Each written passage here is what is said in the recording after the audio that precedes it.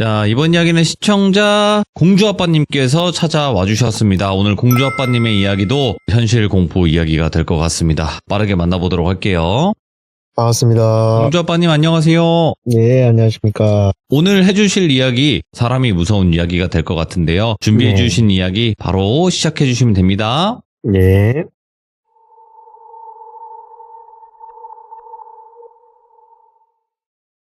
그때가 10년 정도 됐겠네. 제가 부동산 일을 하고 있는데 이 부동산 일을 처음 배움의 단계에 접어들었을 때일 겁니다.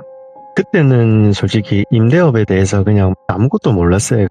이게 현실과 책으로 공부하는 거는 다르다 보니까 막상 이 사회에 접했을 때는 참 쉽지가 않더라고요. 그때는 처음 시작했을 때 제가 학생들 상대로 원룸이라든지 뭐 그런 거 위주로 제가 막 열심히 할 때였습니다. 원룸이라는 게 뭐 조금만 계산해보면 아시겠지만 이 수수료가 크게 얼마 되지를 않거든요. 그러다 보니까 뭐 몇 개 해봤자 입에 근근히 풀칠하는 정도였습니다. 그러던 와중에 제가 이 현실의 벽을 좀 와닿고 이 원룸을 조금 내려놓고 나도 좀 다른 것들을 해봐야 되겠다. 뭐 아파트가 되었든 쓰리룸 이런 게 되었든 한번 해봐야 되겠다라고 해서 또 매물을 열심히 하고 있었습니다. 부동산 일이라는 게 이게 누가 알려주지를 않습니다. 다 자기 물건이고 이게 다 돈이기 때문에 특히나 건물 주인들의 연락처 같은 경우에는 우리들의 다 재산이거든요. 그러다 보니까 같이 일하는 사람들도 저한테 오픈을 잘 안 해줬고 무작정 막 열심히 건물들 돌아다니면서 번호를 따던 시절이었습니다.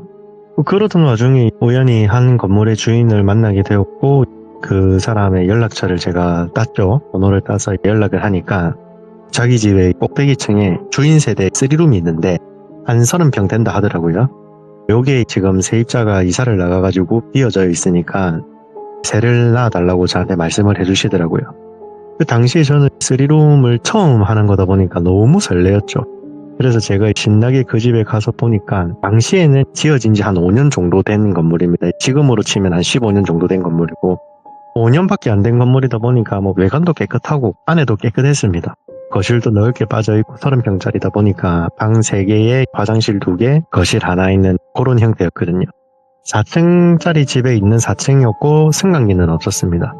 아무튼 그 집을 열심히 제가 막 사진을 찍어서 우리 뭐 직방이나 다방 이런 데 광고를 열심히 올렸죠.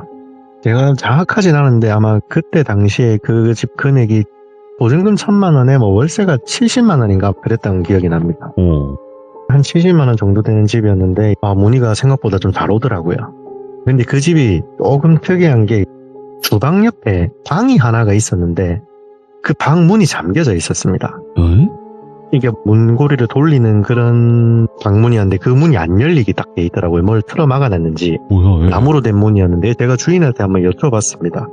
사장님 이 주방 옆에 문이 있던데 이게 창고인 것 같은데 이 문이 안 열린다 하니까 주인이 하는 말이 이제 그 복도에 보면은 다른 현관문이 하나가 더 있는데 4층이 구조가 어떻게 돼 있냐면은 계단을 타고 올라가면은 그 주인 세대의 3룸이 하나가 있고 옆에 원룸처럼 보이는 또 다른 호실이 402호 호실이 하나가 있었습니다. 이제 자기가 이 집을 지을 때 원룸을 하나 더 만들어서 세를 받아 먹으려고 했는데 생각보다 방이 너무 좁아가지고 이게 세를 못 놓게 돼가지고 거기를 그냥 틀어 막았다. 그러니까 3룸을 다 짓고 나서 원룸으로 확장을 하려고 했는데 그게 불가능해지니까 그 문을 틀어 막아놨다 하더라고요. 그래서 이 문을 열면 뭐가 있냐 하니까 자기가 가벽을 쳐놨고 그 가벽에 시멘트를 발라놨다 하더라고요. 그 시멘트를 뚫고 나오면은 그 원룸 방이고요. 근데 이제 그 원룸 방은 너무 좁다 보니까 임대를 안 하고 있다고 하더라고요.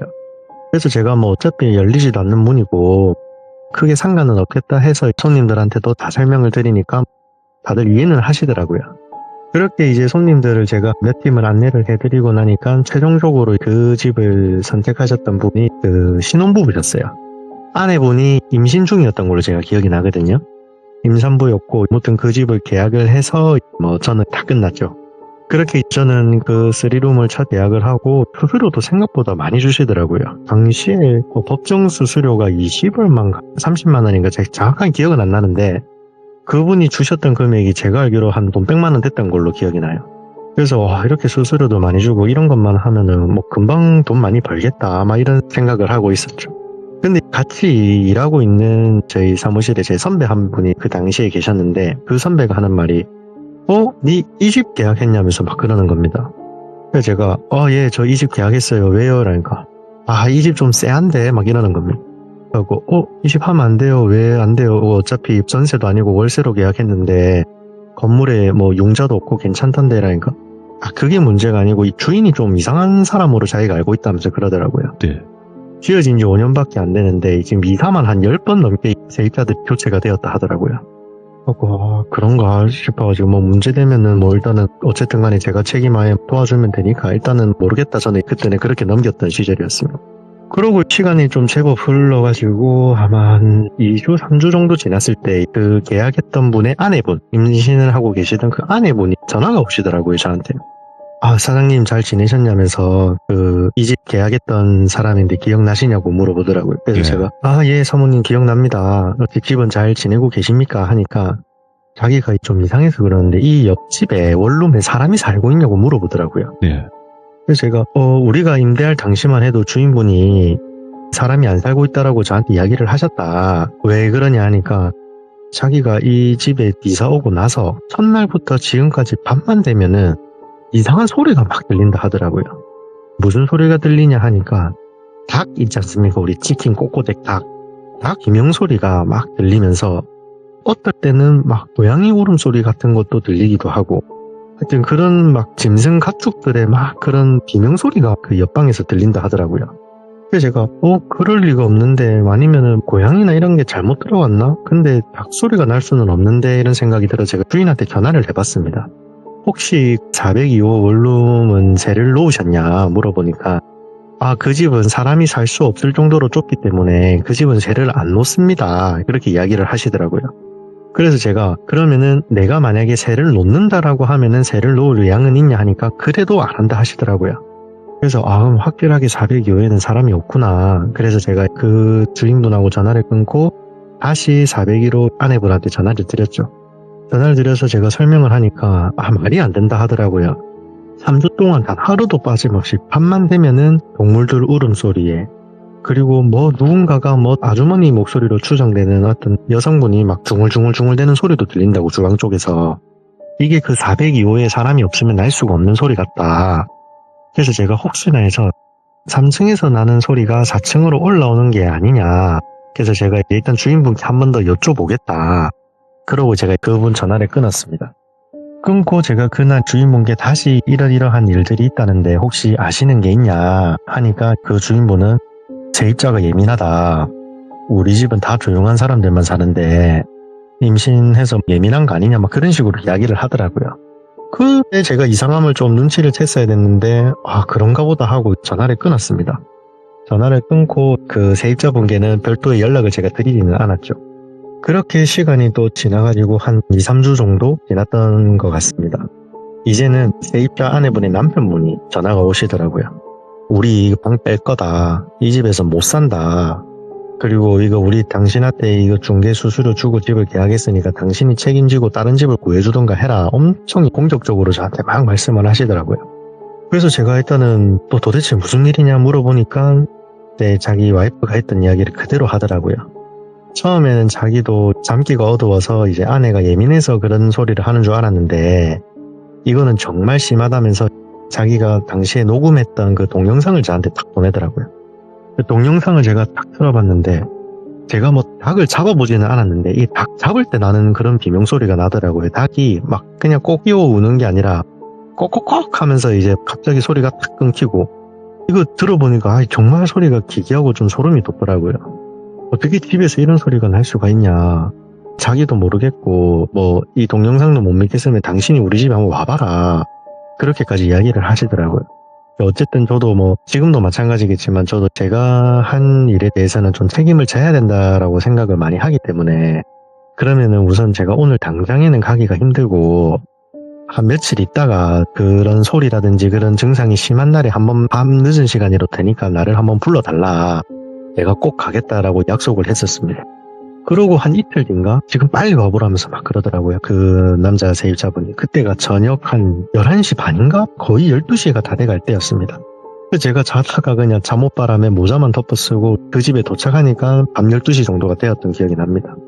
그렇게 제가 허겁지겁 4층에 올라가서 문을 탁 열고 들어가 보니까 진짜로 그 주방 쪽에 있는 쪽문 그 문에서 이상한 소리가 나기 시작하더라고요. 제가 갔을 때는 딱 비명 소리 이런 거는 나지는 않았고 어떤 여자가 막 중얼중얼 거리는 소리가 나더라고요. 자세히 들어보니까 기도하는 소리 같았습니다. 제가 봤을 때. 그냥 뭐 어쩌고 해주세요 뭐 해주세요 막 이런 말투? 그런 기도를 막 중얼중얼 빠르게 말을 하는 것 같더라고요. 제가 너무 소름이 끼쳐가지고 그 방문을 발로 있는 이거 찼습니다. 그냥 차면서 제가 이제 막 소리를 질렀죠. 당신 뭐야? 하면서 소리를 막 질렀죠. 지르니까 순식간에 조용해지더라고요. 그래서 제가 이거 진짜 문제가 있는 것 같다. 기다려봐라. 내가 402호를 지금 한번 가보겠다. 그래서 402호 문을 막 두드렸습니다. 두드리고 해도 막 나오지도 않고 비밀번호도 제가 이제 그게 3번 정도 틀리면은 도어락에서 그 경보음이 나지 않습니까? 이불로 제가 도어락 비밀번호를 3번 다 틀려가고 좀 시끄럽게 분위기를 만들려고 그렇게 막 경보음을 터뜨리고 해도 그 안에서는 사람이 나오지를 않더라고요. 그래서 제가 이제 그 401호 이제 그 3룸에 다시 들어가가지고 두 분께 말씀을 드렸죠. 그동안 진짜 스트레스 많이 받으셨을 것 같다. 그동안 어떤 일이 있었는지 나한테 쭉 말을 좀 해달라. 내가 이거를 다 메모를 해놨다가 지금은 너무 늦었으니까 내일 날 바른 대로 주인한테 전화해서 이건 좀 따져봐야 될 것 같다. 그렇게 이야기를 했습니다. 이분들이 그동안 겪었던 이야기를 해준대. 이게 들으면 들을수록 참 기괴하더라고요. 저는 이사 온 지 첫날부터 잠을 자는데 남편분이 코골이가 좀 심하답니다. 그래서 아내분이 또 임신도 하고 계시고 하니까 이 감기가 좀 예민해져가지고 혼자 거실에 나와서 잠을 잤다 하더라고요. 보니까 거실에 따로 싱글 정도 되는 침대 매트릭스도 따로 깔려있는 거 보니까 거기서 잠을 청하고 했던 것 같은데 거기서 자기가 혼자 잠을 자는데 첫날에는 어떤 여자 목소리로 막 기도하는 소리가 들렸답니다. 자기는 그냥 별거 아니겠지. 밑에 집이나 어디 다른 데서 나는 소리가 이렇게 울리는 거겠지. 원룸 건물이다 보니까 방음이 잘 안 돼서 그런가 보다 했는데 둘째 날, 셋째 날부터는 닭이 죽는 소리? 막 꼭꼭꼭 하면서 어디 몇 달 때 나는 그런 소리 있지 않습니까? 막 그런 것들도 나고 또 어느 날부터는 그 주방 쪽에서 피비린내 같은 게 막 나기 시작했다 하더라고요. 근데 이제 그 피비린내를 맡고 나서부터 자기가 잘 때마다 가위를 눌렸답니다. 가위 눌리니까 그 피범벅이 된 동물들, 강아지, 고양이, 닭 이런 애들이 나와가지고 막 자기를 둘러싸고 있고 그리고 또 어느 날은 자기가 잠을 청하려고 누우면은 가위에 눌렸는데 눈을 뜨니까 또 피범벅이 된 어떤 여자가 무속인 옷을 입고 있었다 하더라고요. 오색 저고리 같은. 그런 무속인 옷을 입은 여자가 피범벅이 된 채 자기를 또 내려다보고 있고 가위에서 깨서 눈을 뜨면은 그 옆방에서 또 궁시렁궁시렁 되는 소리가 나고 있고 그렇게 자기가 한 달 이상을 사니까 자기가 진짜 지금 유산할 것 같다고 너무 무섭고 힘들다고 그런 이야기를 하더라고요. 그 이야기를 제가 쭉 들으니까 이건 정말 심각하긴 한 것 같더라고요. 제가 그날은 그 문에다 대고 소리를 치고 막 행패를 부리니까 좀 조용하긴 했는데 어쨌든 이거를 제가 다음날 주인한테 말을 해줘야 되겠다. 왜냐하면은 주인도 모르는 사이에 거기에 불법 거주 침입해가지고 누군가가 노숙을 하고 있을 수도 있는 상황이니까 새를 안 놓는 집이다 보니까 어떻게 비번호 알아서 그런 집들이 간혹 있거든요. 진짜로. 그럴 수도 있겠다 싶어가지고 제가 다음날 아침 7시인가 8시쯤에 바로 주인한테 전화를 걸었었습니다. 주인한테 걸어서 어제 내 눈으로도 봤고 내 귀로도 들었다. 옆방에 뭐 있는 것 같으니까 문 땁시다. 문을 열어서 사장님께서 직접 확인을 하시든 아니면은 저한테 비번호 알려주시면 제가 가서 확인을 하겠다. 그렇게 이야기를 하니까 그분이 하는 말이 왜 아무도 없는데 왜 그렇게 난리냐면서 저한테 역정을 내시더라고요. 그 주인분이. 주인분이 아주머니셨는데 나이가 한 50대 후반 정도 되셨던 기억이 나거든요. 제가. 아무도 없다니까 왜 자꾸 당신은 또 나서가지고 막 이렇게 하냐. 세입자한테 자기가 직접 나한테 전화를 해라. 당신은 이제 할 일 다 했지 않냐. 네. 막 그런 식으로 이야기를 하시더라고요. 그래서 제가 너무 이렇게 역으로 막 공격적으로 나오니까 저 순간 벙쪘죠. 제가 일단은 전화를 끊었습니다. 끊고 사무실에 같이 일하는 선배한테 물어보니까 이 사람이 이 집에서 이런 일들이 있었고 이 사람이 나한테 이런 행동을 하는데 혹시 형 아는 거 있어요? 물어보니까 자기도 그 집은 새를 안 낳아봤답니다. 새를 안 낳아봤는데 소문이 하여튼 좀 안 좋다라고 하더라고요. 주인 성격도 좀 이상해가지고 세입자들이 자주 교체가 되고 인근에 있는 부동산들이 그 집은 웬만하면 거래를 안 한다 하더라고요. 금액도 좋고 전세도 아니어서 괜찮긴 한데 그래도 잘 안 한다 하더라고요. 제가 내가 넣으면 안 되는 집에 넣은 것 같은데 이거 어떡하지 하면서 일단은 기존 세입자분들을 만나 뵙고 이야기를 좀 드렸습니다. 지금 집주인이 저하고 소통이 좀 잘 안 된다. 그래서 일단은 혹시 뭐 여윳돈이 조금 있으시면은 잠깐 일단 우리가 먼저 다른 집을 좀 알아보고 이사를 가시는 게 어떻겠냐. 그렇게 이야기를 들으니까 다행히도 이분들이 어느 정도의 여윳돈이 조금은 있으시더라고요. 보니까 원래 전세를 알아보려고 하다가 금액이 예산이 조금 안 돼가지고 임시로 그 월세집으로 들어오신 케이스였거든요. 지금 와서 또 생각을 해보면 이상한 게 저희 동네 같은 경우에는 푸름 이상들은 전부 계약 단위가 2년 단위입니다. 기본이 2년 계약인데 이 집주인은 당시에 저한테 그 계약을 할 때 몇 개월짜리 계약이요? 라고 물어봤거든요.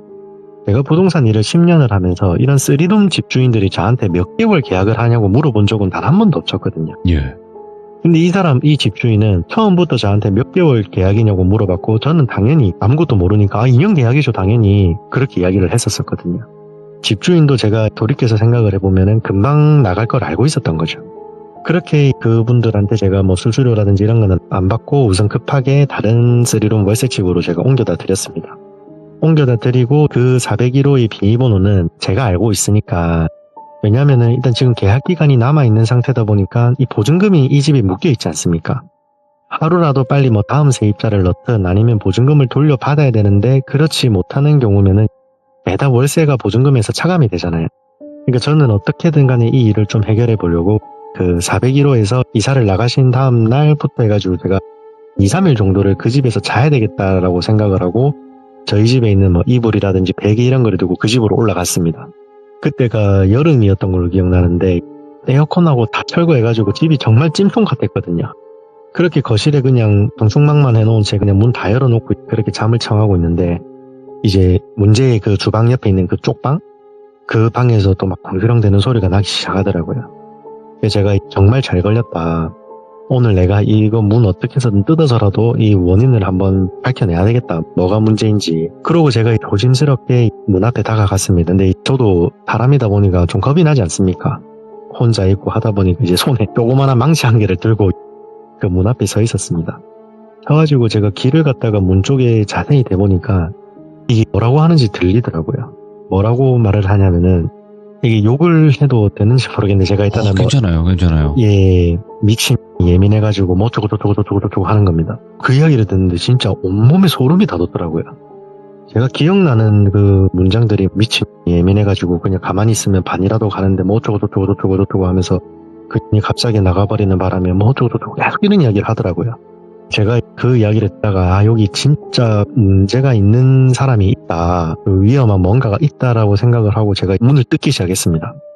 문을 제가 막 강제로 덜커덕거리면서 뭐 저도 욕을 했죠.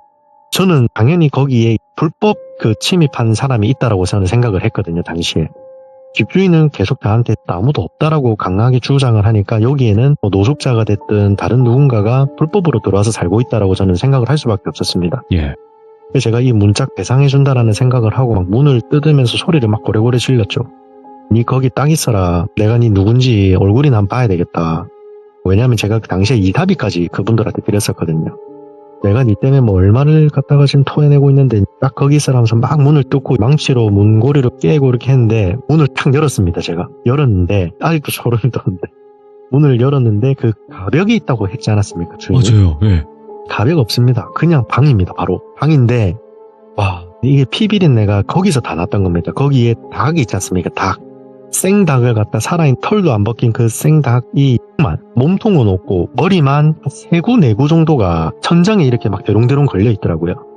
그리고 거기에는 뭐 불상이며 부적, 무슨 달마 그림 하여튼 그런 것도 방 안에 다 도배가 되어 있고 들어갔는데 더 놀라웠던 거는 주인 아줌마가 거기 있는 겁니다. 그래서 제가 그거를 보고 사모님 여기서 뭐합니까? 물어봤습니다. 아무 말도 못하고 이 사람이 저를 보더니 얼굴이 사색이 돼 있는 거예요. 저도 뭐 사색이 됐죠, 당연히. 여기에 있어서는 안 되는 사람이 지금 이 방 안에 있었으니까 저희 둘이서 아무 말도 안 하고 한 1분 정도를 그냥 서로 아이 컨택만 하고 있었습니다. 그때 제가 최대한 빨리 정신을 차리고 왜냐면 제가 손에 그 망치가 있었으니까 이 자칫 잘못하면은 또 이상한 오해가 생기겠다 싶어서 그 망치를 거실 쪽으로 휙 하고 던졌습니다. 주방 쪽으로. 던지고 제가 먼저 말을 꺼냈죠. 여기서 지금 뭐 하시냐. 이거 다 뭐냐. 지금 여기 있는 막 짐승 희명 이게 벽에 막 부적이랑 핏자국이랑 도배가 돼 있었거든요. 그냥 그 주인 아주머니 손에도 닭핀지 무슨 핀지 모르겠는데 양손에도 피로 다 범벅이 되어 있었어요. 그분이 흰 색깔 무슨 블라우스 같은 하여튼 그런 거를 입고 계셨는데 옷에도 전부 그 핏자국이었고요. 제가 이 뭐 하는 거냐. 나 일단 지금 경찰에 신고를 해야 될 것 같다. 어떻게 지금 사람이 살고 있는 방에서 지금 이렇게 몰래 방을 하나 만들어오고 이런 짓을 할 수가 있냐. 이거는 내를 갖다가 이해를 시키지 않는 이상 나는 바로 이거는 지금 신고를 하겠다 이 자리에서. 그러니까 이분이 아무 말도 못하고 그냥 막 사색이 된 채 저를 쳐다만 보고 있더라고요. 그래서 제가 하실 말씀 없으면은 경찰에 신고하고 여기 살고 있던 세입자분께 다 자초지종내 다 설명을 드릴 거다. 그렇게 알고 계셔라. 나도 뒷일은 이제 모르겠다라고 하고 제가 이제 112에 신고를 하려고 휴대폰을 딱 꺼내 들었습니다. 휴대폰을 꺼내니까 그제서야 이 아주머니가 제 손을 막 잡으면서 형각 잠깐만 내 이야기 좀 들어달라면서 막 그러는 겁니다. 그러니까 제가 이제 무슨 이야기 더 들을 게 뭐가 있냐. 지금 이 방은 누가 봐도 문제가 있는 방 아니냐. 지금 천장에는 닭 모가지가 지금 뭐 4개, 5개 이렇게 걸려져 있고 벽에는 온통 피범벅에 부적에 불상에 그리고 아주머니 지금 상태도 온몸이 지금 피범벅인데 하나 이건 아닌 것 같다. 그 바닥에 무슨 다라이 하나를 놨던데 그 다라이에 전부 닭 피였거든요. 그러니까 이제 이게 말로 이게 표현이 안 되는 상황인 거죠. 이게 지금 난장판이네, 난장판이. 네, 난장판이었어요. 그냥 피칠갑에 냄새도 어마어마하게 났고. 그러니까 이분이 갑자기 그 피 묻은 손으로 제 손을 막 잡으면서 총각 잠깐만 내 이야기 좀 들어달라면서 막 그러더라고요. 그래서 저도 일단은 먼저 진정을 좀 해야 될 것 같아가지고 일단 심호흡 좀 하고 이야기를 들어보려고 그 바닥에 보니까 의자 조그만한 게 하나가 있어가지고 거기 제가 걸터 앉았습니다. 그 주인 아주머니는 그냥 마룻바닥에 앉아 있었고 원룸이 정말 작긴 작더라고요. 성인 남자 한 2명 누우면 그냥 꽉 차는 그런 공간이었습니다. 싱크대 한 개 있고 아무튼 이제 거기 앉아갖고 일단 이야기를 해보시라 하니까 자기가 저한테 뭐 종교가 있냐고 대뜸 물어보시더라고요. 그래서 제가 속으로 이 사이비한테 단단히 내가 잘못 걸렸구나. 그래서 제가 나 종교 없고 나는 모든 종교 다 존중한다. 지금 뭐 종교 의식을 했다 그 말이냐 물어보니까 맞다더라고요. 자기가 모시는 무슨 장군 신이 있는데 이 아주머니도 뭐 사연은 나름 있었던 사람입니다. 자기가 아들이 있는데 그 아들이 이제 완전히 늦둥이랍니다. 자기 네. 나이가 이제 내일 모레면 60인데 아들이 중학생이랍니다. 아들이 중학생이고 외동아들이래. 외동아들인데 이제 이 친구가 우리 요즘 말로 하면은 자폐 스펙트럼? 예전에는 우리가 흔히들 뭐 정신지체장애인 뭐 이런 식으로 많이 표현을 했잖아요. 네. 자기 아들이 하나밖에 없는 외동아들이 장애인인데 내가 우연히 이 장군신을 만나게 됐다. 이 장군신이 하는 말이 우리 집 4층에 새 들어오는 사람들을 갖다가 이렇게 쉽게 말해서 저주? 제가 이런 무속 행위를 정확하게는 잘 모르는데 이런 뭐 양밥이라 하나요? 이런 거를 뭐 남을 저주하고 막 이러는 행위? 그거를 하면은 자기 아들이 정상으로 서서히 바뀐다 하더라고요. 말도 안 되는, 아이고, 예. 그래서 제가 사실 저도 가족 중에 그런 가족이 있거든요. 근데 아무리 그렇게 해도 정말 이거는 잘못된 행동이다. 나도 예. 가족 중에 이런 사람이 있는데 우리 모두 다 말로 표현 안 했을 가슴에 그냥 이렇게 대못 하나씩 받고 그냥 사는 거 아니겠냐. 그렇다고 남한테 이렇게까지 하는 거는 정말 아니지 않냐. 근데 자기가 말하는 게 자기도 처음에 안 그랬답니다. 지금 이 행위를 한 지 딱 횟수로 약 한 4년 정도가 되었다 하더라고요. 근데 1년 차부터 진짜로 자기 아들이 호전이 됐다 하더라고요. 그러니까 이제 자기가 뭐 믿고 싶은 대로 믿는 것 같아. 제가 봤을 때는 네. 아들이 한 해 나이를 먹어가면서 조금씩 남들보다 성장이 더디더라도 어느 정도씩 수준이 올라가는 거일 수도 있는데 그거를 그런 무속 행위를 했다라고 자기가 그냥 스스로 믿고 싶었던 것 같아. 그래가지고 자기가 그게 들어보니까 3일에 한 번씩 생닭을 잘라가지고 천장에 걸고 그 떨어지는 피를 다라이에 받아서 그 피로 뭐 손을 씻고 그 피로 세수를 하고 뭐 그런 식으로 기도 행위를 해야 된다 하더라고요. 와. 그래서 제가 또 물어봤습니다. 아니 근데 이 세입자 말로는 얼마 전에 고양이 울음소리도 들었다는데 고양이는 그럼 뭔데요? 물어보니까 고양이는 6개월에 한 번씩 잡아야 된다 하더라고요. 그게 무슨 말이냐니까 6개월에 한 번씩 고양이를 해가지고 똑같이 천장에 그렇게 해가지고 그 행위를 해야 된다 하더라고요. 와 이게 진짜 사이코구나. 당신 이런 거는 누구한테 배웠냐 물어보니까 자기가 그 자주 가는 그 무당이 있는데 무당이 알려줬다 하더라고요. 완전히 그냥 사이비 같은 무당한테 현혹돼가지고 그런 행위를 한 거죠.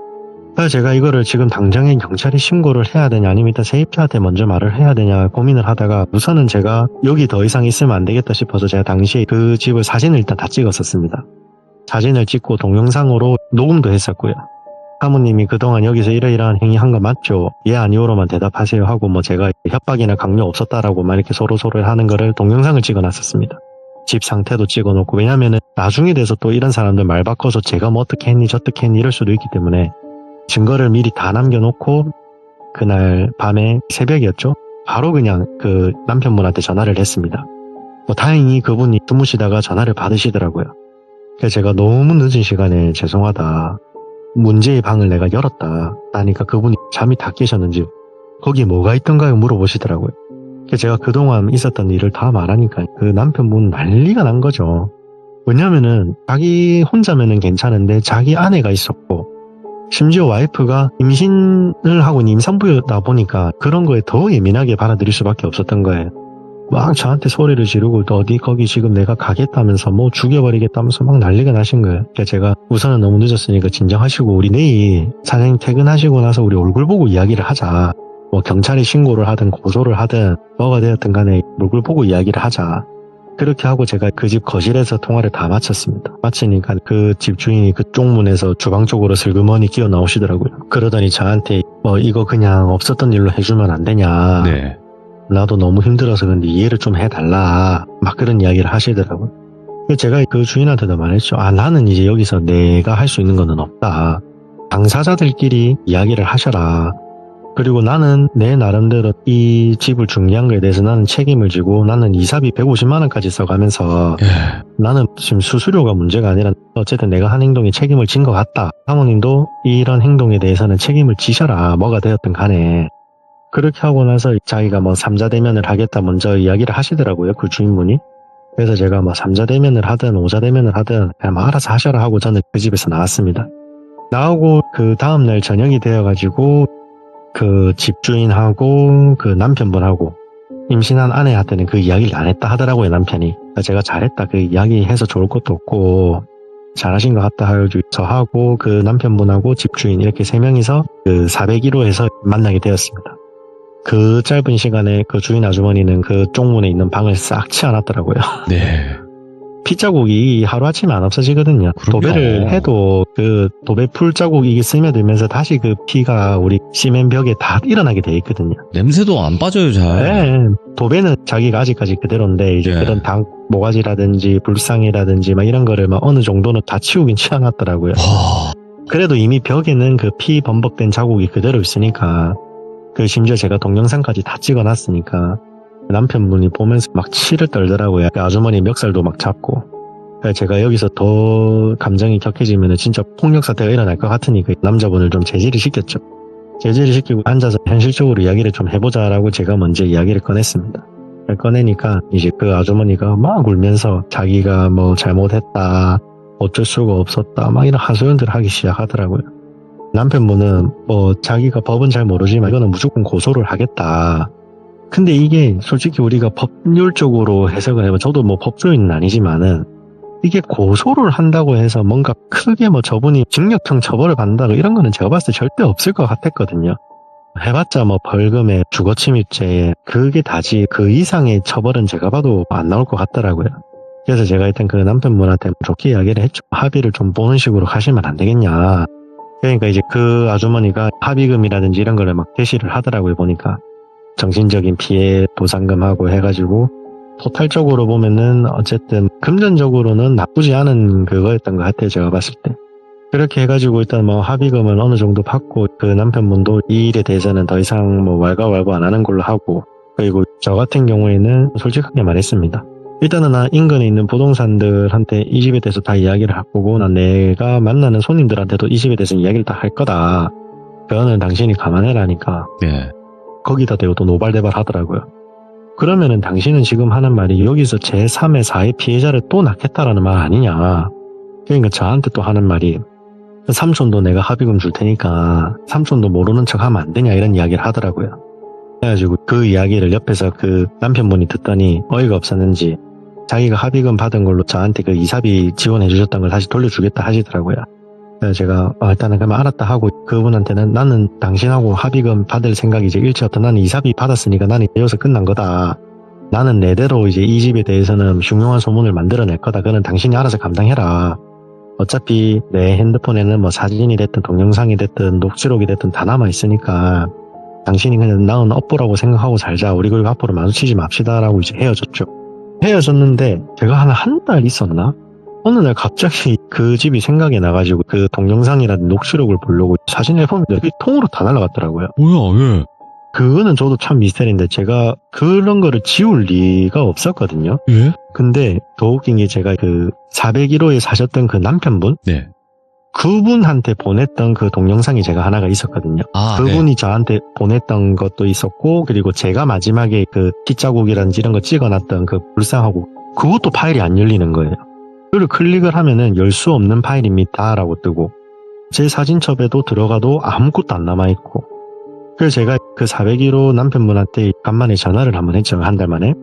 전화를 해서 사장님 잘 지내셨냐 하면서 안부 인사 묻고 그분도 저에 대해서는 어쨌든 신뢰도가 많이 올라간 상태였거든요. 왜냐하면 저는 끝까지 제가 한 거에 대해서 책임을 지려고 했고 그렇게까지 나서서 했기 때문에 저를 되게 좋아해 주시더라고요. 그래서 뭐 잘 지내셨냐면서 어쩐 일이시냐면서 막 그러길래 서로 안부 인사하다가 제가 물어봤습니다. 혹시 제가 예전에 그 문자로 보내드린 그 파일이 있으시냐 저장을 하셨냐 그때 하니까 저장을 했다 하더라고요. 내가 잠깐 그거를 조금 봐야 될 일이 있어서 그러는데 한번 보내주실 수 있습니까? 물어보니까 잠깐만 기다리라면서 바로 보내드리겠다라 하고 전화를 끊었습니다. 끊고 한 5분 10분 있다가 그분이 전화가 오시더라고요. 사장님 저 이거 분명히 저장을 했는데 영상이 안 보인다면서 그리고 사장님이랑 저랑 주고받은 문자함도 열 수 없는 파일이라 뜬다고. 그러니까 본인도 저장을 했는데 사진첩에 있던 그 동영상이 통으로 날아가고 저도 그렇고 그래서 제가 그거를 갖다가 다시 확인하고 좀 하고 싶었는데 그 확인을 못했었던 일이 있습니다. 아무튼 이 일은 여기서 이렇게 끝이 납니다. 아니, 저희가 네. 그런 방이 있다? 그까지 들어서, 그 방 안에서 훔쳐보는 사람이 있구나. 아니면 그냥 기생충 같은 그런 느낌일 거 정도로 생각을 했는데, 이건 갑자기 곡성이 여기서 나올 줄은 상상을 못했죠. 네.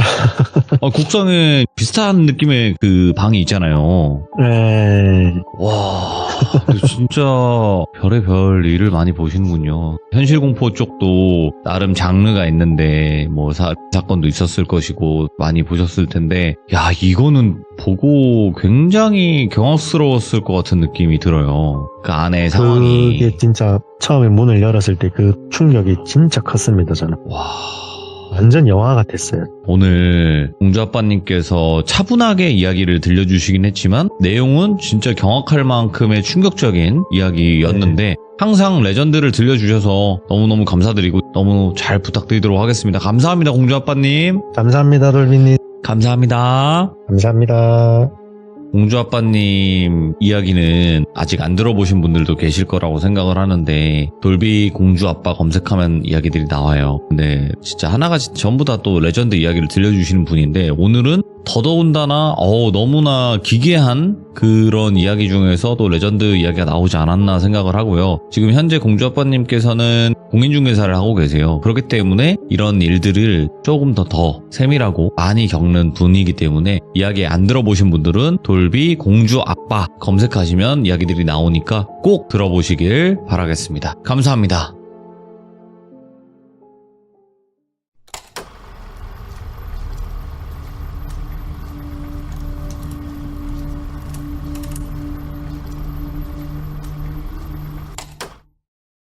자, 이번 이야기는 시청자 공주아빠님께서 시들무에 찾아와 주셨습니다. 공주아빠님, 어떤 이야기를 들고 오셨을까요? 만나보도록 할게요.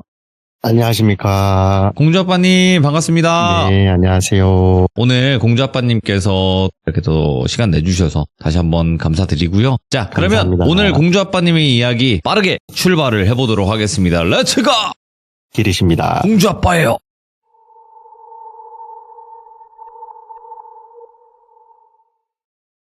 오늘 해드릴 이야기는 저희 아버지께서 겪으신 이야기입니다. 이 이야기는 지금으로부터 약 한 17, 8년 전 상당히 좀 오래된 이야기인데 저도 그렇고 저희 아버지도 그렇고 저희의 삶에 굉장히 좀 임팩트가 큰 사건이어가지고 한번 이야기를 해드리고자 합니다. 당시에 저희 아버지는 뭐 지금도 마찬가지지만 뭐 부산에 조그만한 소규모 공장을 하나 운영을 하고 계십니다. 당시에 저희 아버지 밑에서 일하시던 삼촌 한 분이 계셨는데 어린 제가 그 삼촌을 부를 때 제가 항상 리니지 삼촌이라고 불렀던 기억이 납니다. 왜 리니지 삼촌이었냐면은 당시에 이 리니지라는 그 온라인 게임이 상당히 유행이었는데 이분이 이제 퇴근을 하시면은 늘 그 게임을 해가지고 다음날 아침에 지각을 좀 하시고 그래가지고 저희 아버지도 그렇고 저도 그렇고 리니지 삼촌이라고 많이 불렀던 기억이 납니다. 근데 이 리니지 삼촌이라는 분은 이름을 제가 철수라고 칭할 건데 이 철수 삼촌은 키가 한 175인데 몸무게가 약 100kg 정도인데 이게 이제 뚱뚱한 100kg가 아니라 정말 건장하고 떡 벌어진 100kg 있지 않습니까? 딱 그런 체구였습니다. 그래서 힘이 완전 장사형 체형 그런 분이었는데 그 당시만 해도 저희 아버지도 한 덩치 하시고 힘을 좀 꽤나 쓰시는 분이었는데 저희 아버지도 저분이 힘쓰는 걸 보면은 와 손을 막 절레절레 흔들 정도로 웬만한 성인 남성 한 3, 4명분을 혼자서 다 해결하는 약간 그런 분이었습니다. 그러다 보니까 이 삼촌이 뭐 지각을 하고 뭐 늦게 하고 이런다 해도 뭐라 말을 못하는 거예요. 뭐 일을 시작했다 하면은 30분도 안 돼서 혼자서 막 한 트럭 끝내고 이렇게 하다 보니까 무튼 저희 아버지는 그러다 일을 잘하다 보니까 이 리니지 삼촌을 특히나 이뻐하셨고요.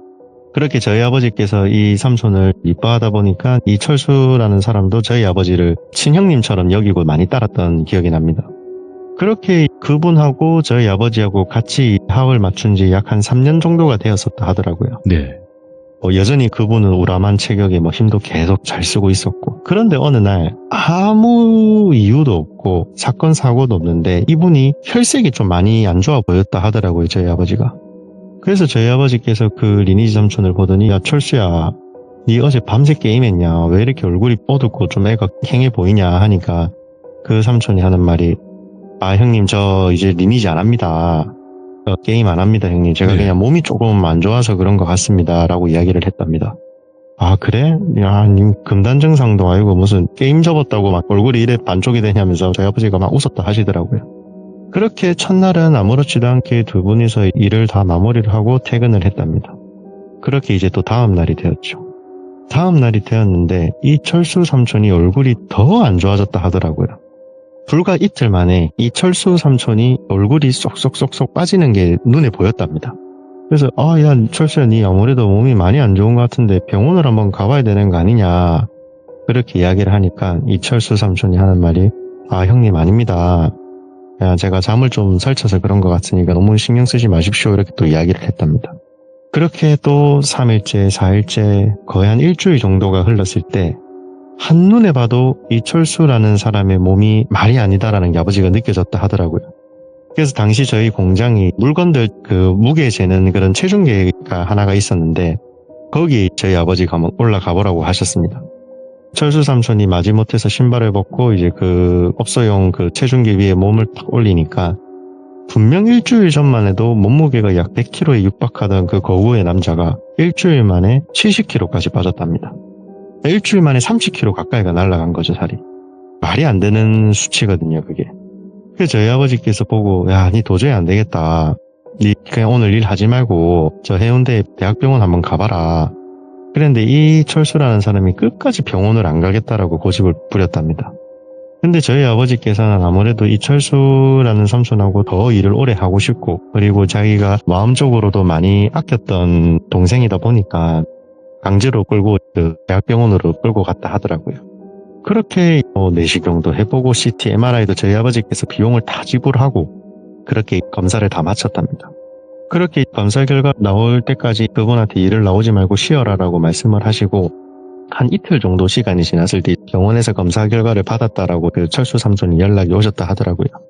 그래가지고 그래 검사 결과가 어떻게 됐냐 하니까 철수 삼촌이 형님 저녁에 저랑 술 한잔 하시죠 라고 이야기를 했답니다. 그래 알겠다 하고 저녁에 저희 아버지께서 그 철수 삼촌을 만나서 공장 근처에 있는 조그만한 포장마차에 같이 가셨다 하더라고요. 같이 가서 그래 검사 결과가 어떻게 됐냐 몸이 많이 안 좋다냐 하니까 자기가 그 검사 결과지를 보여주면서 아무 문제 없답니다 형님 걱정하지 마십시오 라고 이야기를 했답니다. 야 이 사람아 어떻게 사람이 일주일 만에 보름도 안 됐는데 살이 이렇게 쏙쏙 빠지는데 이게 어떻게 아무 일도 아니냐. 네. 너 진짜 괜찮은 거 맞냐. 근데 이 철수라는 사람이 살이 빠지는 거는 둘째치고 하는 행동이 점점 이상해졌다 하더라고요. 일을 하는데 계속 혼잣말을 하고 허공에 대고 막 중얼중얼 뭐 씌인 사람들처럼. 저희 아버지께서는 약간 뭐 얘가 정신병이 걸렸나 이런 생각을 좀 많이 했다 하시더라고요. 그때는 막 조현병이라는 이런 용어가 나타나기 좀 전이어가지고 보통 이제 저희 아버지께서는 그런 이야기를 함부로 하기가 조금 꺼리니까 계속 정신과 이런 데도 한번 가보는 게 어떻겠냐, 그런 데 가는 게 부끄러운 게 아닌데 이런 식으로 돌려서 이렇게 막 권유를 했다 하시더라고요. 근데 본인이 끝까지 괜찮다 하고 내일부터 또 정상적으로 출근을 하겠다고 하니까 뭐 저희 아버지께서는 알았다라고 하셨답니다. 그렇게 두 분이서 간단하게 뭐 반주식으로 술을 한 잔 드시고 다음 날이 되었죠. 그렇게 다음 날이 되었는데 저희 아버지께서 막 물건을 트럭에다가 싣고 있는데 그 철수라는 삼촌이 네. 물건을 싣는데 몸이 이제 예전 같지가 않은 거죠. 살이 워낙 쏙쏙 빠지고 하니까 상자 하나 드는데도 막 부들부들 손이 막 떨리고 있고, 불과 2주 3주 전만 해도 혼자서 박스 3, 4개씩 올려가지고 싣던 사람이 상자 한 개 나르는 것도 힘들어 했다 하시더라고요.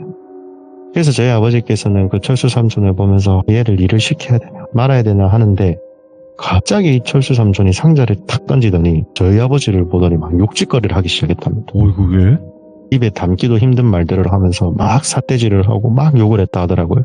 저희 아버지는 솔직히 뭐 지금은 조금 많이 온순해지셨는데 워낙 힘쓰던 그런 일을 많이 하시다 보니까 또 더군다나 경상도 옛날 사람이다 보니까 좀 아버지가 오히려 이제 그런 이야기를 듣고 욱했다고 하시더라고요. 그래갖고 이게 미쳤나 하고 뺨을 한 대 때렸다 하시더라고요. 그렇게 뺨을 한 대 때리니까 그 철수라는 삼촌이 정신이 들었는지 아유 형님 죄송합니다. 진짜 죄송합니다 이렇게 이야기를 했다 하더라고요. 그래서 저희 아버지께서 야 이 사람아 너 갑자기 왜 그러냐, 응? 일 잘하고 있다가 갑자기 왜 나한테 욕을 하냐, 그러니까 자기가 기억이 안 난다고 이야기를 합니다. 방금 나한테 입에도 담기 힘든 그런 막말을 다 내뱉어놓고 이제 와서 갑자기 무슨 기억이 안 난다 이런 이야기를 왜 하냐. 그러니까 이 사람이 아 형 죄송한데 오늘 먼저 좀 퇴근을 해보겠다 막 이렇게 이야기를 했다고 하더라고요. 그래서 저희 아버지께서는 아 그래 뭐 네가 지금 뭐 일할 몸도 아닌 것 같고 그냥 들어가라 하고 아버지 혼자서 일을 했다 하시더라고요. 그렇게 아버지께서는 일을 다 마무리를 하고 혼자 곰곰이 사무실에 앉아서 생각을 좀 했다고 하십니다. 아 얘랑 일을 계속 해야 되나 말아야 되나 이런 걱정을 하셨죠. 뭐 자영업자들 다 마찬가지겠지만. 그래서 저희 아버지께서는 한 일주일만 더 지켜보고 얘가 계속 이렇게 점점 상태가 안 좋아지면은 그냥 좀 좋게 이야기를 해서 내보내는 걸로 결정을 하셨다 하더라고요. 그렇게 저희 아버지께서 그렇게 혼자 마음의 결정을 내리고 집으로 돌아와서 가족들과 함께 식사를 하고 잠이 들었습니다. 잠이 들었는데 저희 아버지께서는 뭐 평생 가위 한 번 안 눌려보면서 사신 분이거든요. 근데 그날 처음으로 가위에 눌렸답니다. 가위가 눌려가지고 눈을 뜨니 돌아가신 할아버지, 그러니까 저희 아버지한테는 아버지죠. 돌아가신 아버지가 나타나셔가지고 아무 말도 안 하고 침대 옆에 서서 저희 아버지를 노려보셨다 하더라고요. 그 저희 아버지께서는 할아버지를 보면서 아버지 여기 어떻게 오셨습니까? 아버지 돌아가셨잖아요. 막 이런 이야기를 했답니다. 근데 할아버지께서는 물은 대꾸도 안 하시고 그냥 가만히 저희 아버지만 보셨다 하더라고요. 그렇게 가위에 깼답니다. 이제 가위에 깨고 새벽 일찍 사무실로 출근을 해서 그 철수 삼촌을 만났는데 갑자기 철수 삼촌이 저희 아버지를 보시더니 형님 혹시 뭐 지난밤에 꿈자리 좀 안 좋았습니까? 이런 이야기를 대뜸 했다고 하시더라고요. 그래서 저희 아버지께서는 아니 그런 거는 없었는데 돌아가신 우리 아버지 나오시긴 하더라. 한 번도 그런 꿈 꾼 적 없는데 돌아가시고 나서 지금 처음 그런 꿈 꿨다 하니까 이분이 막 무슨 죄 지은 사람처럼 막 안절부절 막 그런 행동을 했다고 하시더라고요. 그래서 저희 아버지께서는 얘가 근데 그런 걸 나한테 왜 물어보지 하면서 일단은 뭐 밀린 일이 많으니까 일이나 하자 하고 막 일을 하기 시작했답니다. 그렇게 일을 하고 또 다행히 그날은 별 문제 없이 두 분이서 그렇게 일을 마무리하고 헤어지셨고요. 그리고 둘째 날에도 할아버지를 꿈에서 뵈고 나서 그 다음날 또 잠이 들었는데 또 똑같이 가위에 눌렸다고 하시더라고요. 예. 눈을 뜨니 할아버지께서 옆에 서가지고 저희 아버지를 노려보고 계셨고 저희 아버지께서 아버지 도대체 저한테 왜 그러십니까? 뭐 혹시 하시고 싶은 말씀 있으시면은 그냥 속 시원하게 해주십시오. 그런데도 이제 할아버지께서는 아무런 대꾸도 안 하고 그냥 저희 아버지를 매섭게 노려만 보고 계셨다 하더라고요. 그러고 잠에서 깨고 셋째 날 밤에도 또 똑같이 이제 저희 할아버지께서 나오셔서 그런 행동을 하셨고 셋째 날에는 저희 아버지가 너무 답답해서 할아버지께 되려 큰 소리를 냈다고 하시더라고요. 아니 아버지, 아들한테 뭐 바라는 게 있으시면 속 시원하게 말씀을 해주십시오. 제가 생전에 못하고 뭐 죄짓고 이런 거는 다 알겠는데 아버지 저 너무 답답합니다. 그냥 좀 속 시원하게 제가 뭘 잘못했고 뭘 하면 안 돼 이런 거를 말씀을 해주시면 안 되겠냐. 그러자 이 할아버지께서 엄청 큰 소리로 네가 거기를 왜 붙어있어? 이렇게 소리를 지르셨답니다. 저희 아버지 말씀으로는 할아버지께서는 단 한 번도 자식들한테 큰 소리 한 번 낸 적 없던 그런 분이셨다 하더라고요. 워낙 성격이 좀 내성적이신 그런 것도 있겠지만 아무튼 뭐 자식들한테 한 번도 뭐 손찌검을 한다던가 뭐 욕을 한다던가 그런 분이 아닌데 그 꿈에서 처음으로 이제 자기한테 그렇게까지 소리를 지르면서 막 뭐라 한 게 처음이었다 하시더라고요. 그렇게 놀래가지고 잠에서 깨고 사무실로 출근을 했는데 또 그 철수 삼촌이 형님 혹시 어제도 꿈자리 안 좋으셨습니까? 이런 이야기를 했답니다. 그리고 야, 내 안 그래도 어젯밤에 또 아버지 나와가지고 나한테 큰 소리 치고 그렇게 하시던데 니 뭐 아냐? 네가 뭘 알고 지금 내한테 이렇게 물어보는 거 아니냐 하니까 이철수 삼촌이 또 대답을 막 회피하면서 또 막 안절부절 하고 있었다고 하더라고요. 아, 아닙니다 형님, 아닙니다 형님 하면서. 그래서 아버지께서는 저놈 저게 진짜 뭐가 있는 것 같은데 이런 생각을 했는데 일이 더 먼저니까 그래 일단 아버지께서는 그냥 그런갑다 하고 또 계속 일을 막 하기 시작했다 하더라고요. 그리고 그날 하필 저희 아버지께서는 좀 타지에 멀리 출장을 가실 일이 있어가지고 그날 일을 마치자마자 바로 아버지가 가지고 계시는 탑차를 끌고 부산에서 경기도까지 출장을 가시게 됩니다. 부산에서 경기도면은 상당히 먼 거리이기 때문에 솔직히 운전이 조금 많이 위험하거든요. 네. 특히나 아버지께서는 새벽에 출근하셔가지고 또 오후에 퇴근을 하시는 분인데 거의 뭐 24시간 풀로 운전도 하고 일도 하고 이런 상태에서 아마 그날 몸이 제가 봐도 많이 힘드셨을 것 같아요. 예. 그렇게 경기도에 도착을 해서 물건들을 다 내려주고 곧바로 다시 부산으로 내려오셨다고 하더라고요.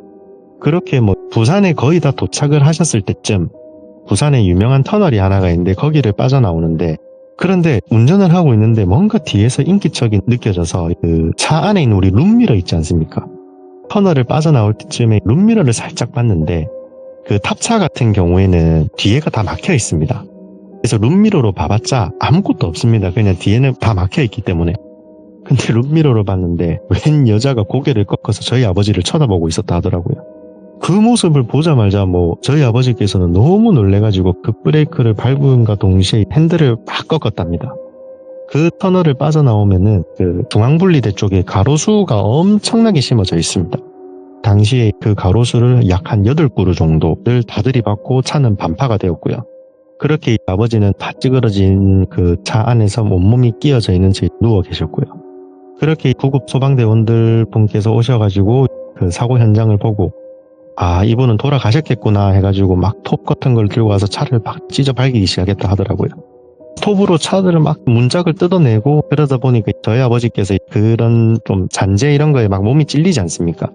그러다가 저희 아버지께서 아프시니까 이렇게 소리를 지르니까 예. 소방대원분들이 이분 살아 계신다면서 막 그렇게 난리가 났답니다.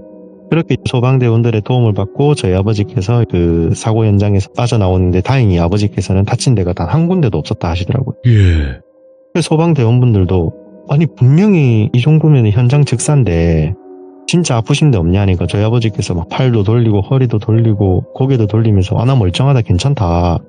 그렇게 해서 다행히 그분들의 도움을 받고 일단 병원으로 먼저 후송이 됐다 하시더라고요. 정밀 검사까지 다 받았는데 당시 아무런 뭐 사고 후유증이라든지 이런 것도 없었고 소나무 7그루랑 차 폐차된 거 그거 말고는 뭐 그런 딱히 뭐 문제될 건 없었습니다. 그렇게 저희 아버지께서는 그냥 하루 정도 병원 치료를 받고 다음날 출근을 하셨죠. 출근을 하니까 이철수 삼촌이 저희 아버지 눈을 못 마주치고 있었다 하더라고요. 예. 야 철수야 내 왔다 이렇게 인사를 해도 예 사장님이라면서 막 고개를 돌리고 그러니까 저 녀석이 또 왜 저러지 해서 일단은 일이나 하자 하고 막 일을 하기 시작했답니다. 근데 갑자기 그 철수 삼촌분께서 상자를 든 채로 뒤로 획 넘어가면서 입에서 막 거품을 물기 시작했다 하시더라고요. 저희 아버지께서는 너무 놀래가지고 야 철수야 너 왜 그러냐 하면서 119 구급대도 막 부르고 이게 막 난리가 났었다고 하더라고요. 예. 근데 이 철수라는 삼촌이 막 개거품을 문 채 쓰러져가지고 눈도 뒤집어져 있고 저희 아버지께서는 얘가 뭐 진짜 잘못되는구나 라는 생각을 하고 있었는데 다행히 한 5분도 안 돼서 또 눈을 또 부릅뜨면서 자리에서 일어났다 하시더라고요. 그리고 도저히 안 되겠다 싶어서 아버지께서 철수야 니 병원 갔다 와서 내랑 이야기 좀 하자. 그렇게 이야기를 했답니다. 그래서 그 철수라는 삼촌도 뭐 대충 무슨 이야기를 할지 알았는지 알겠습니다. 그럼 병원 다녀와서 이야기하시죠 형님 하고 병원을 갔다 하시더라고요. 네. 그렇게 병원에서 간단하게 진료 볼 거 보고 철수 삼촌이 저녁 한 7시 그때쯤에 사무실로 왔다고 하시더라고요. 불과 한 달 정도 된 시간 동안 그 철수 삼촌이 몸무게가 100kg에서 마지막에 아버지가 몸무게 재보라고 했을 때가 52kg였다고 하시더라고요. 그러니까 뼈밖에 안 남은 거죠. 그 이제 저희 아버지께서 사무실에서 같이 담배를 한 대 태우시면서 이야기를 했다고 하시더라고요. 니 솔직히 말해라. 니 지금 뭐 있냐? 무슨 일이냐? 물어보니까 그제서야 이제 이 철수 삼촌이 이실직고를 하기 시작했답니다. 형님, 사실 제가 무당집안 자식입니다. 이 무당집안 자식들은 대대로 이 신내림이라는 걸 받아야 되는데 예. 자기가 그 생활이 너무 싫고 자기는 어머니가 무당이었다 하시더라고요. 외할머니도 그렇고 자기는 외할머니라든지 엄마가 이 무속인이라는 게 자기는 너무 부끄럽고 어디 가서 막 말도 못할 정도로 자기는 너무 싫었다고 하더라고요. 예. 근데 어머니께서 돌아가시고 딱 1년이 되었는데 그 신병이 이제 자기한테 오기 시작했다 하더라고요. 자기는 계속 거부를 하고 있으니까 몸도 이렇게 되고 솔직히 자기 옆에 있는 신이 자기를 안 받으면은 주위 사람들을 괴롭힌다라고 자기한테 협박까지 했었답니다. 네. 그래가지고 이 이야기를 갖다가 이제 저희 아버지한테 해드려야 될 것 같은데 또 이야기를 하면은 더 못살게 군다라고 또 협박을 하시니까 차마 또 이야기를 못했답니다. 근데 천만다행인 게 저희 아버지 저한테는 할아버지죠. 그 할아버지가 어느 날부터 저희 아버지 곁에 서 있었다라고 하시더라고요. 서가지고 자기 아들을 지켜주고 계셨던 거죠. 그래서 차 사고가 났을 때도 저희 할아버지께서 저희 아버지를 지켜주셔가지고 별 탈 없이 무사히 현장에서 나올 수 있었다고 하더라고요. 저희 아버지는 완전 무교신자시기 때문에 그런 이야기를 아예 안 믿는데 이게 눈으로 보이니까 멀쩡했던 100kg의 건장한 남성이 50kg까지 살이 한 달 만에 빠지는 걸 보니까 믿을 수밖에 없었다라고 하시더라고요. 그래서 저희 아버지께서 그래 철수야 너 어떻게 할 거냐 내가 네 말 다 믿어줄 테니까 내 네 원망도 안 하고 네 신이라는 그 사람 그것도 나는 뭐 다 존중해 줄게 원망도 안 하고 네 이제 어떻게 할 거냐 물어보니까 더 이상은 안 될 것 같아서 자기는 신내림을 받으러 가야 될 것 같다라고 이야기를 했답니다. 그래 알겠다. 그러면은 니 내일까지 나오지 말고 니 일한 거는 내가 다 급여는 다 쏴줄게. 예. 여기까지 하고 그 신내림인지 치료인지 그 잘 받으러 가라라고 하고 헤어졌다라고 하시더라고. 예. 그렇게 한 달 정도 지났을 때 그 철수 삼촌이 저희 아버지께 연락이 왔다 하시더라고. 예. 형님 저 철수입니다. 그래 철수야 뭐 어떻게 그 치료는 잘 받았냐 하니까 자기가 저희 아버지 공장 바로 옆에 자기 신당이 있다고 한번 오라고 하셨답니다. 저희 아버지께서 오랜만에 철수도 한번 볼 겸 그 신당으로 찾아갔다고 하시고요. 갔는데 불과 딱 한 달이 지났답니다. 한 달 만에 그 50kg의 빼빼 말랐던 그 철수 삼촌이 예전에 그 100kg의 모습으로 다시 불어났다 하시더라고요. 그래서 그거를 보시고 저희 아버지께서 아니 한 달 만에 어떻게 사람이 50kg가 붙을 수가 있냐. 그것도 살이 찐 게 아니라 예전에 건장하던 모습으로. 그러니까 이제 그 철수 삼촌이 하는 말이 그게 다 신병 때문이라고 신내리면 받으면 다 끝날 문제인데 자기가 계속 거부를 해서 그런 거라고 그 사고 나게 해드려서 너무 죄송하다고 막 이렇게 사죄를 했다고 하시더라고요.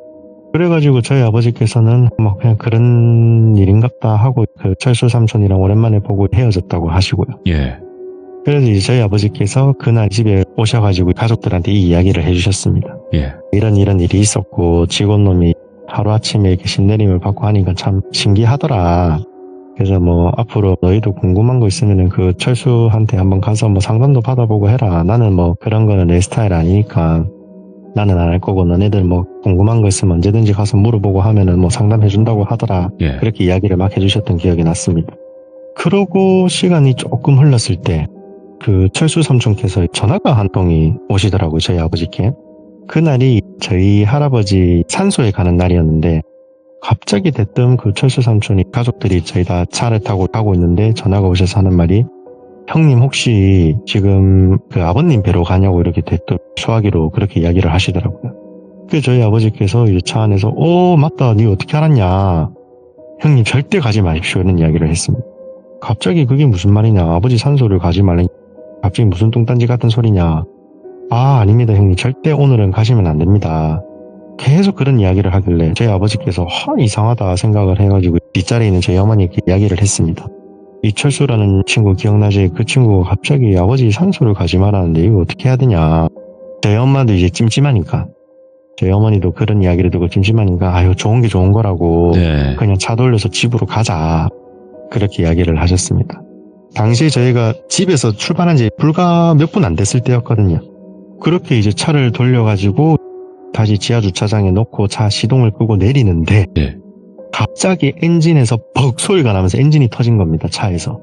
그래가지고 저희가 너무 놀래가지고 그 충격이 얼마나 컸냐면 앞유리가 터질 정도였거든요. 그래가지고 저희가 보험회사 차량 보내고 차도 서비스 센터에 맡겨보니까 이제 아버지가 뭐 왜 그러셨는지 모르겠는데 차 엔진을 뭐 잘못 관리를 하셨는지 그게 갑자기 터졌다라고 이야기를 하시더라고요. 근데 저희가 돌이켜서 또 생각을 해보면은 만약에 그분의 충고를 무시를 하고 계속 갔으면은 저희가 달리는 도중에 그런 사고가 났으면 큰 사고였을 텐데, 그래서 저희 아버지께서는 그 철수 삼촌이 또 생각이 났는지 다음날 전화를 했다고 하시더라고요. 철수야, 내가 사실 어제 네 전화 끊고 집 주차장에서 이런 사고가 났는데 너 어떻게 알았냐 물어보니까 그 철수 삼촌이 하는 이야기가 자기가 그 모시는 신이 이제 형님한테 미안한 게 좀 많아가지고 사고를 미리 기뜸해 주신 거라고 그렇게 이야기를 했다고 하시더라고요. 그래서 이걸로 그때 그 사고 난 거랑 퉁치자고, 형님도 이제 너그럽게 그냥 이해해 주셨으면 좋겠습니다, 이렇게 이야기를 하면서 이야기가 마무리가 되었습니다. 어마무시한 또 이야기네요, 이것도. 오늘은 좀 그냥 간단한 이야기를 한번 해봤습니다. 아니에요. 왜냐면 대부분 공주 아빠님께서 직업괴담 위주로 많이 들려주시긴 했잖아요. 아니면 본인의 네네네네. 이야기라든지. 네네. 그치만 다른 이야기도 굉장히 그냥 공주 아빠님 스타일대로 너무나 잘해주셔서, 그리고 신기하기도 하고 기묘하네요, 네. 확실히. 감사합니다. 그리고 공주 아빠님께서도 누구보다 저는 네네. 건강을 확실하게 회복하길 바라는 분 중에 한 분이거든요. 아유, 저도 마찬가지죠. 그러니까 너무 저희는 서로를 공감할 수 있는 그런 또 참여자와 진행자기 때문에, 그래서 다른 거 다 필요 없습니다. 이게 건강이 최고더라고요. 그죠? 맞습니다. 네, 그리고 가족분들과도 항상 행복하시길 바라겠습니다. 고맙습니다. 네. 공주 아빠님께서 오늘 해주신 이야기도 굉장히 기묘하면서 또 섬뜩한 이야기였던 것 같습니다. 그리고 여러분들 아직 공주 아빠님 이야기 안 들어보신 분들 분명히 또 계실 거예요. 공주 아빠가 누구지? 하면서 돌비 공주 아빠라고 검색하시고 첫 번째 부동산 이야기부터 꼭 들어보셔야 됩니다. 이분 이야기도 어디 가서 들을 수 있는 이야기가 아니에요. 그래서 꼭 들어보시길 바라고, 여러분들도 하시는 일들 전부 다 잘 되시고 항상 건강하시길 바라겠습니다. 감사합니다.